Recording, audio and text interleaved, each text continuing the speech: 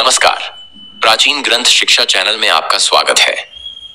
आज हम आपको श्रीमद् देवी भागवत पुराण के पंचम स्कंध में अध्याय 1 श्रवण करवाएंगे, जिसमें व्यास जी द्वारा त्रिदेवों की तुलना में भगवती की उत्तमता का वर्णन किया गया है। तो आइए श्रोताओं, हम कथा श्रवण करने से पहले चैनल को सब्सक्राइब करके वीडियो को पूरा देखें। तो चलिए अब हम कथा को शुरू करते हैं। ऋषिगण बोले, हे सूत जी, आपने यह बहुत ही उत्तम कथा कही, जिसमें भगवान श्री कृष्ण के सर्व पाप विनाशक तथा अलौकिक चरित्र का वर्णन है।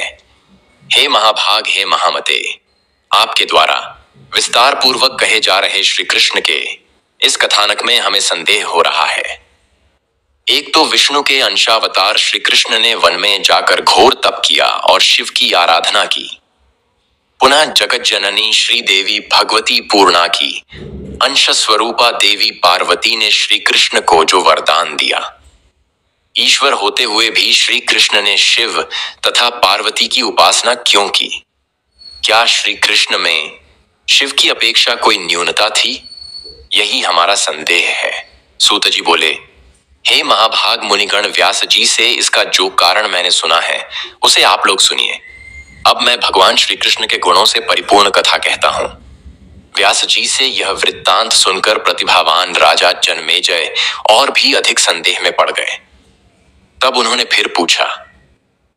जन्मेजय बोले, हे सत्यवती तनय व्यास जी, मैंने परम कारण स्वरूपा भगवती के विषय में सुना, फिर भी मन की वृत्ति संशय से मुक्त नहीं हो पा रही है। हे महाभाग, मुझे यह महान विस्मय है कि देवों के भी देव विष्णु के अंश से उत्पन्न श्री कृष्ण ने अति उग्र तपस्या करके भगवान शिव की आराधना की, जो सभी जीवों की आत्मा, सभी के ईश्वर और सभी प्रकार की सिद्धियां देने वाले हैं। उन भगवान कृष्ण ने भी सामान्य प्राणियों की भांति घोर तप क्यों किया? भगवान श्री कृष्ण तो जगत का सृजन, पालन तथा संहार करने में समर्थ हैं, तब भी उन्होंने इतनी उग्र तपस्या किस लिए की? व्यास जी बोले, हे राजन, आपने सत्य कहा है। दैत्य दमन भगवान वासुदेव देवताओं के सभी कार्य करने में समर्थ थे, फिर भी उन परमेश्वर श्री कृष्ण ने मानव देह धारण करने के कारण वर्णाश्रम धर्म से संबंधित मानवोचित कार्य संपादित किए थे। उन्होंने वृद्ध जनों की पूजा, गुरुजनों की चरण वंदना, ब्राह्मणों की सेवा तथा देवताओं की आराधना की। शोक के अवसर पर वे शोकाकुल हुए तथा हर्ष की स्थिति में हर्षित हुए। अवसर के अनुसार उन्होंने दीनता का प्रदर्शन किया, नानाविध लोकापवादों को सहन किया तथा अपनी स्त्रियों के साथ लीला विहार किया। जिस प्रकार मानव में समय समय पर काम, क्रोध तथा लोभ होते रहते हैं, उसी प्रकार के भाव उनके भी मन में जागृत हुए, क्योंकि गुणमय देह में निर्गुणत्व कैसे हो सकता है? सुबल सुता गांधारी तथा ब्राह्मण अष्टावक्र के शाप जनित दोष के कारण यादवों का विनाश हुआ और भगवान कृष्ण को देह त्याग करना पड़ा। हे राजन, उसी प्रकार उनकी स्त्रियों का हरण हुआ, उनका धन लूट लिया गया तथा अर्जुन उन लुटेरों पर अपना अस्त्र चलाने में पुरुषार्थहीन हो गए। श्री कृष्ण को अपने घर से प्रद्युम्न तथा अनिरुद्ध के हरण की जानकारी नहीं हो पाई। इस प्रकार यह मानव शरीर पाकर उन्होंने साधारण प्राणी की भांति सभी मानवीय चेष्टाओं का प्रदर्शन किया। तब भगवान विष्णु के अंशावतार तथा साक्षात नारायण के अंश से उत्पन्न इन श्री कृष्ण ने यदि शिवजी की उपासना की तो इसमें आश्चर्य क्या? वे प्रभु सबके ईश्वर हैं तथा विष्णु की भी उत्पत्ति के कारण हैं। वे सुषुप्त स्थान के स्वामी हैं, इसीलिए वे विष्णु के द्वारा भी पूजित हैं। कृष्ण आदि उन्हीं विष्णु के अंश से अवतीर्ण हैं, तब वे शिव की पूजा क्यों नहीं करेंगे? अतएव समस्त शास्त्रों में देवी सर्वोत्तम मानी गई हैं। वे भगवती बिंदु रूप नित्य अर्धमात्रा में स्थित हैं, जो अर्धमात्रा विशेष रूप से उच्चारित नहीं की जा सकती। ब्रह्मा जी से भी बढ़कर विष्णु तथा विष्णु से भी बढ़कर भगवान शिव हैं। अतः श्री कृष्ण द्वारा शिव की आराधना में किसी प्रकार का संदेह नहीं करना चाहिए। सृजन कार्य के लिए जब ब्रह्मा जी ने शिव की उपासना की, तब इच्छा पूर्वक उन्हें वरदान देने के लिए शिव जी उन्हीं के मुख से प्रकट हो गए, जो मूल रुद्र कहलाए। पुनः उन मूल रुद्र के अंश से द्वितीय रुद्र उत्पन्न हुए। वे रुद्रदेव भी सबके पूजनीय हैं, तो फिर मूल रुद्र के विषय में कहना ही क्या? देवी तत्व के सानिध्य में रहने के कारण ही शिवजी में उत्तमता कही गई है। भगवती योग माया के ही प्रभाव से प्रत्येक युग में भगवान विष्णु के विभिन्न अवतार होते रहते हैं, इसमें संदेह नहीं करना चाहिए। अत्यंत निगूढ़ रहस्यों वाली जो भगवती अप्रत्यक्ष रूप से नेत्र की पलक झंपने मात्र में भली भांति जगत की उत्पत्ति, पालन तथा संहार कर देती हैं, वे ही ब्रह्मा, विष्णु तथा शिव को अनेक विध रूपों में अवतार ग्रहण करने में निरंतर दुखों से व्याकुल करती रहती हैं। इन्हीं योग माया के द्वारा श्री कृष्ण को प्रसूति गृह से निकालकर गोपराज नंद के भवन में पहुंचाकर उनकी रक्षा की गई। वे योग माया ही कंस के विनाशार्थ श्री कृष्ण को मथुरा ले गईं। जरासंध से अत्यंत भयाक्रांत चित्त वाले श्री कृष्ण को द्वारका बनाने की प्रेरणा भी उन्हीं भगवती ने दी।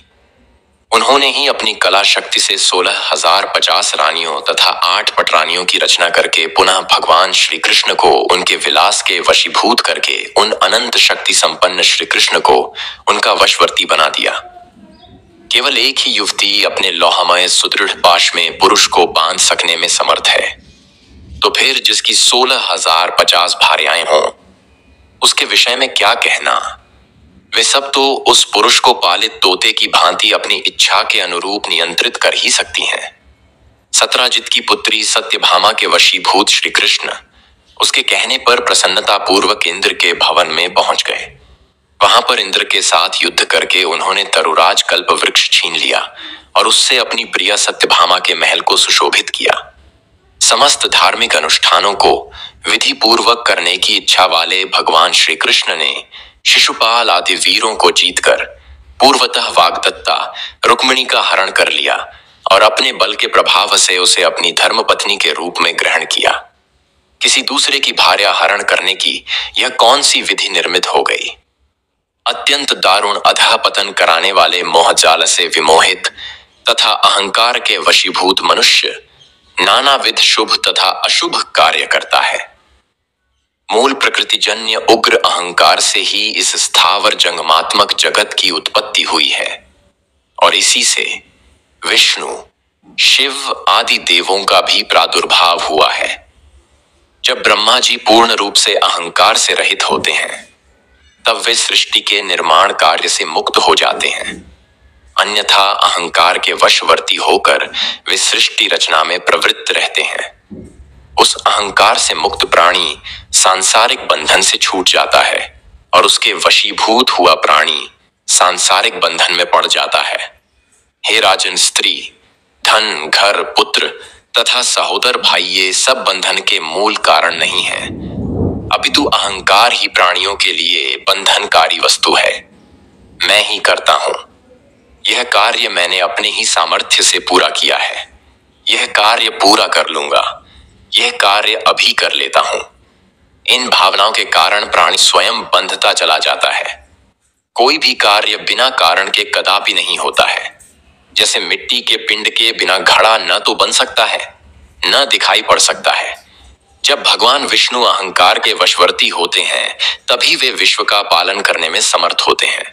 नहीं तो वे सदा सृष्टि पालन के चिंता रूपी समुद्र में डूबे क्यों रहते।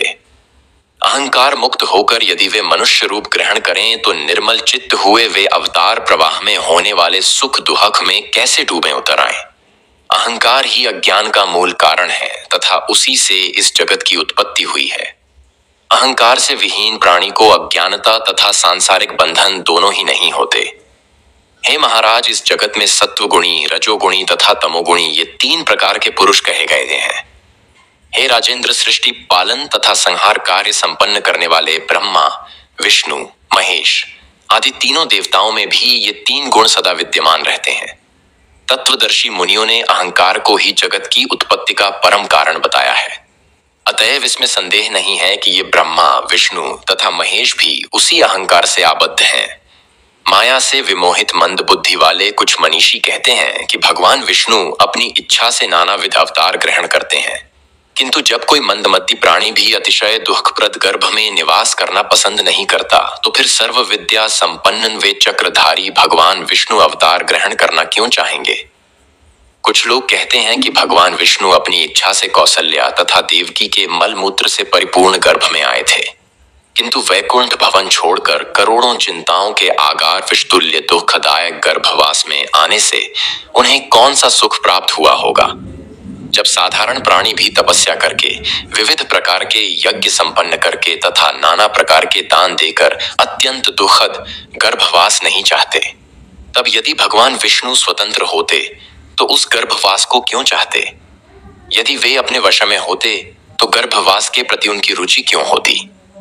अतः हे महाराज, आप यह जान लीजिए कि ब्रह्मा से लेकर तृण पर्यंत संपूर्ण जगत, देव, मानव तथा पशु पक्षी, योग माया आदि शक्ति भगवती के वश में है। मकड़ी के तंतुजाल में फंसे कीट की भांति ब्रह्मा, विष्णु तथा महेश आदि ये सभी देव उन भगवती की लीला से माया रूपी बंधन में पड़ जाते हैं और आवागमन के चक्र में भ्रमण करते रहते हैं। नमस्कार, आज का वीडियो इतना ही। आपको यह देवी भागवत की कथा कैसी लगी हमें कमेंट सेशन में बताइए। अगर कथा अच्छी लगी हो तो इसे अपने दोस्तों में अधिक से अधिक शेयर करें।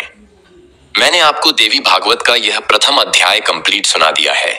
आगे की कथा सुनने के लिए बने रहे हमारे YouTube चैनल प्राचीन ग्रंथ शिक्षा पर। धन्यवाद।